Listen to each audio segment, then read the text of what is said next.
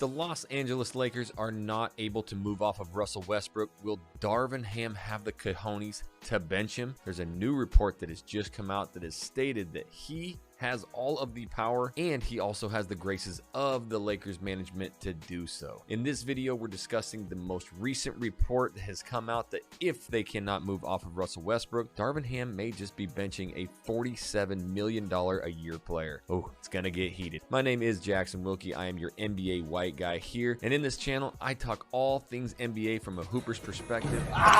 We're not talking contracts, legalities, and if things can work out perfectly, just straight up can these dudes ball and carry themselves to a championship. One of the biggest issues with the 2021-2022 season was Frank Vogel not benching Russell Westbrook. Now, he did do it once or twice, and it caused pandemonium. Westbrook did not like that. He threw fits. He was in the press afterwards talking about how he should be a starter. So, will Darvin Ham, this new coach, be able to come in and do so if Westbrook doesn't take on a new role? Now, what is this role? It's definitely on the defensive front. We all know that he is a walking triple-double. His entire career from high school, college at UCLA, all the way up into the pros, has been point guard, triple-double, and dribble the air out of the ball. But Darvin Ham has been quoted multiple times talking about how he really wants Westbrook to use that energy on the defensive front and allow Anthony Davis, LeBron James, and some of these other stars to run the offense. So I think this is going to be a hard transition. Again, coming from a hooper's perspective, when you have that player who literally their entire career has had the ball in their hands, they are a scoring threat, it is really hard for them to get rid of. I remember playing college hoops with a dude who literally was one of the best players I had ever seen when it came to scrimmages, but when any kind of structure came about and we had to actually run plays and actually run defenses, he was a complete nightmare and a train wreck. He ended up halfway through the season just going home because that kind of structure can really change people, and if you aren't there for the betterment of the team, which is what the Lakers need and what they want by winning a championship, it just messes with your head. You think you should have the ball more, and it just is a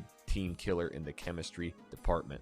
Now, Darvin Ham has been coming out saying, you know what, I don't care who's on my team, I will tell them exactly what I feel. Now, I don't think you're going to get away with that too much with LeBron, but LeBron also respects ex-players. When Ty Lue came in, they had some heated arguments, but that's okay. They still respected each other. They still went out and won a championship. This is something that I think Darvin Ham can bring to the LA Lakers that no other coach right now can, and that is a player's perspective from a player who won a championship. Yes, Darvin Ham actually won a championship with that Detroit Pistons team in 2003 and 2004. And you talk about a bunch of personalities and you talk about a tough-minded defensive team. There were no megastars on that team. Yes, from the top to bottom, you look, they were pretty stacked. Having big Ben Wallace, that dude was a freaking nature on the court. He was so fun to watch. And one of his best friends, Rasheed Wallace. Rasheed Wallace, man, I wish he would be an assistant coach for the Lakers too, because that kind of toughness is what the Lakers need, both on the offensive and defensive front. These are coaches, you know, both assistant with Rasheed Wallace and head coach with Ham. They're not going to let the little stuff come in and ruin the entire chemistry. So they're also going to be able to have these perspective talks with their players. It is huge in the locker room to hear that from people who have done it and done it very successfully. Everybody respects Rasheed Wallace, and I think everybody's really respecting Darvin Ham. The next thing is Darvin Ham. I listened to him in a podcast interview on All the Smoke with Matthew Barnes, Steven Jackson, and he was talking about, I've been shot in the face. I really don't care about the pressure in LA. When he was asked, is this pressure in LA going to be too much?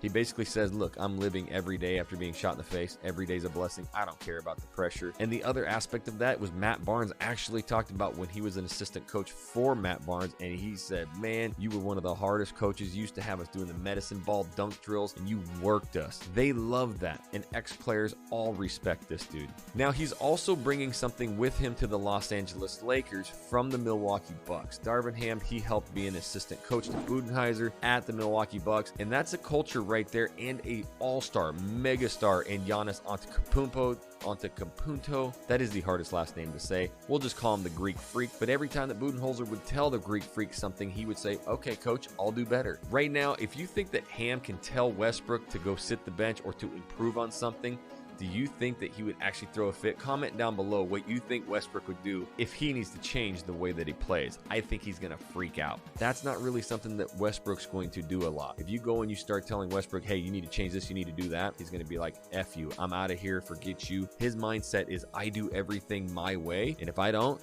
then F you. I'm out of here. He has done this for his entire career. And at the end of games, that is where it's the biggest killer. There's an actual statistic out there that Kevin Durant, when he was playing alongside of Russell Westbrook at the Oklahoma City Thunder, he had the least amount of time to shoot the ball at the end of a play clock. Meaning Westbrook would just sit up there and just dribble, get into trouble, kick it to Durant, and he had to make something happen. Thank God he's a 7-foot unicorn and he can make stuff happen and shoot at a high percentage. But that is an incredible statistic, just talking about how this dude dribbles the air out of the ball. And in a LeBron James led team where he's going to run the majority of the organization, that doesn't really work with Westbrook. I think that Westbrook should have came in and owned who he is and where he's at in contracts and known, hey, I can run this second team and I can go out there and actually do what I want to do, which is dribble the ball, go score, be a triple-double threat. That is what I believe the Lakers really brought him in for. And I think that's what LeBron saw was, hey, I can finally take a break. I don't need to play 35 to 38 minutes a game. Westbrook can come in, carry that second squad, and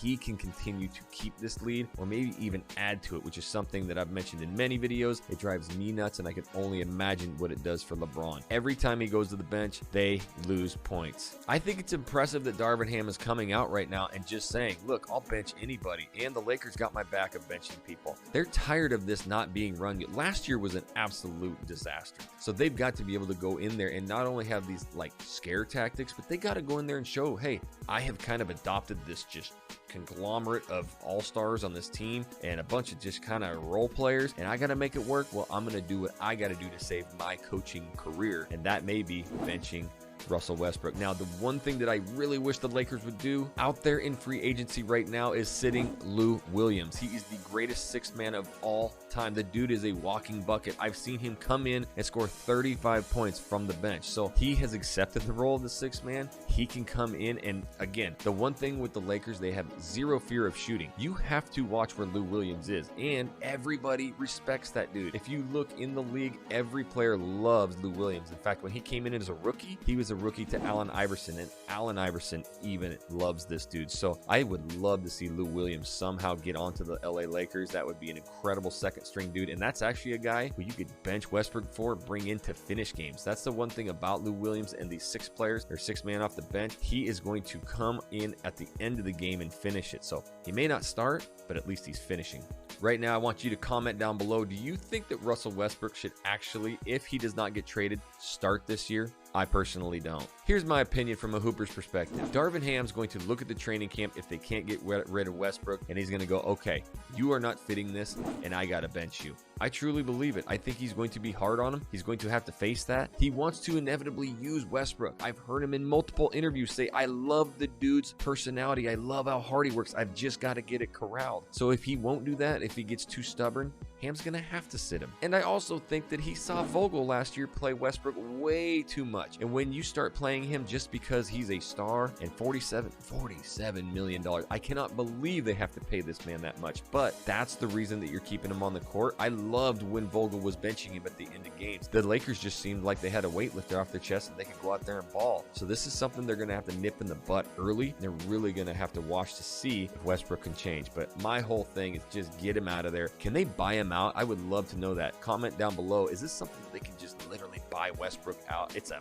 massive check to do, but it's the LA Lakers. It's crypto.com arena, which that may have taken a massive hit with the whole crypto exchange going down, but doesn't matter. They got their money from it and they can afford it. Buy out Westbrook, trade Westbrook, do whatever you got to do, and let's win a championship in 2023 for the LA Lakers. If you like this kind of videos about real Hoopers perspective, then make sure you tap that subscribe button and you click the bell so you're notified every time I do a new video. And until the next video, guys, we'll catch you later.